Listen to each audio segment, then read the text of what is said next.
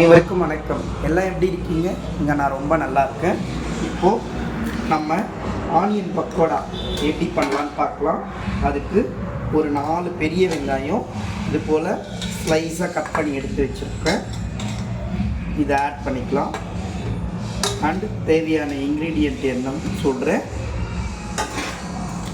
கொஞ்சமாக ஒரு 1/2 ஸ்பூன் தனி மிளகாய் பொடி, 1/2 ஸ்பூன் பெருங்காயம், ஒரு பூண்டு இடித்து வச்சுருக்கேன், ஒரு கட்டை விரல் சைஸ் இஞ்சி இடித்து வச்சுருக்கேன், ஒரு பச்சை மிளகாய் இடித்து வச்சது, தேவையான அளவு உப்பு, 1/4 ஸ்பூன் சோம்பு இதையும் ஆட் பண்ணிக்கலாம். ஆட் பண்ணி நல்லா இதை பசஞ்சு கொடுத்துடலாம்.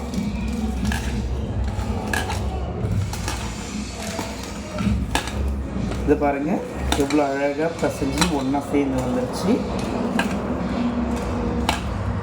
இதோட ஒரு கொத்து கறி லீஃப் எடுத்து வச்சுருக்கேன், அதையும் ஆட் பண்ணிக்கலாம்.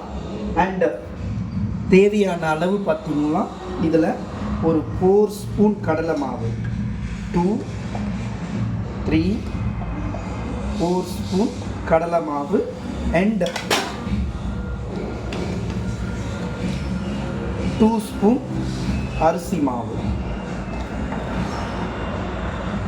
நான் எல்லாமே கடலை மாவு, அரிசி மாவு எல்லாமே ஹோம்மேடு தாங்க யூஸ் பண்ணுவேன். எல்லாமே நான் வீட்டில் ரெடியாக அரைச்சி வச்சுருக்கேன். எப்பயுமே பக்கோடா போடும்போது மட்டும் என்ன பண்ணுங்கள், தண்ணியை ஊற்றி பிசைஞ்சிடாதீங்க ஃபஸ்ட்டு.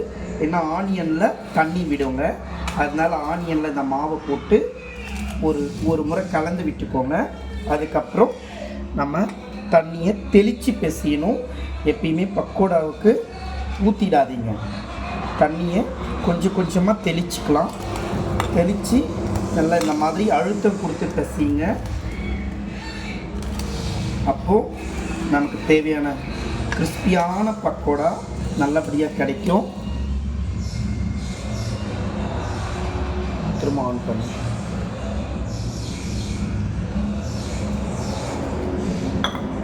பாருங்கள்.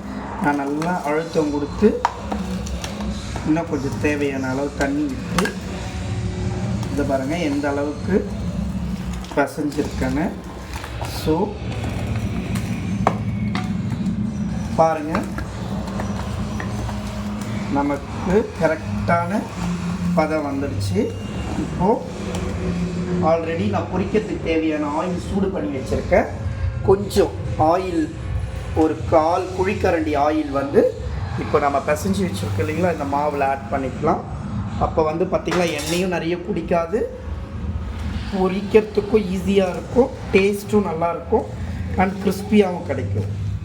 இதுதான் நம்ம பக்கோடாவோட சீக்ரெட்டு. இப்படி பிசைஞ்சிட்டு கொஞ்சம் நான் அரிசி மாவை ஆட் பண்ணிக்கிறேன். கொஞ்சம் தண்ணியாகிடுச்சு, தெளித்து தான் பிசைஞ்சேன். பட் இருந்தாலும் மிக்சிங் வந்து இந்த மாதிரி இருக்கும்போது பக்கோடாவை இப்போ நம்ம பொரிச்சு எடுத்துக்கலாம். இதை பாருங்கள், இந்த மாதிரி உதிரியாக இப்படி விடுங்க. கிள்ளி பக்கோடாவை போட்டு பொரிச்சுக்கலாம். பாருங்கள் என்ன அழகாக பொரிஞ்சு வருது. எனக்கு இங்கே அவ்வளோ வாசனையாக இருக்குது. சாப்பிட்றதுக்கே எனக்கு இப்போவே டெம்ப்ட் ஆகுது.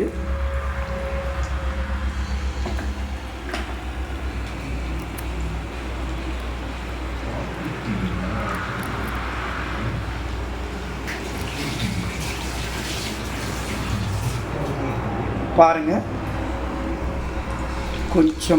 கொஞ்ச நேரம் அது வெந்ததுக்கப்புறம் இந்த மாதிரி கலந்து விடலாம். பாருங்கள் எவ்வளோ அழகாக வந்திருக்குன்னு ஆனியன் பக்கோடா, நம்மளோட ஆனியன் பக்கோடா. அப்போ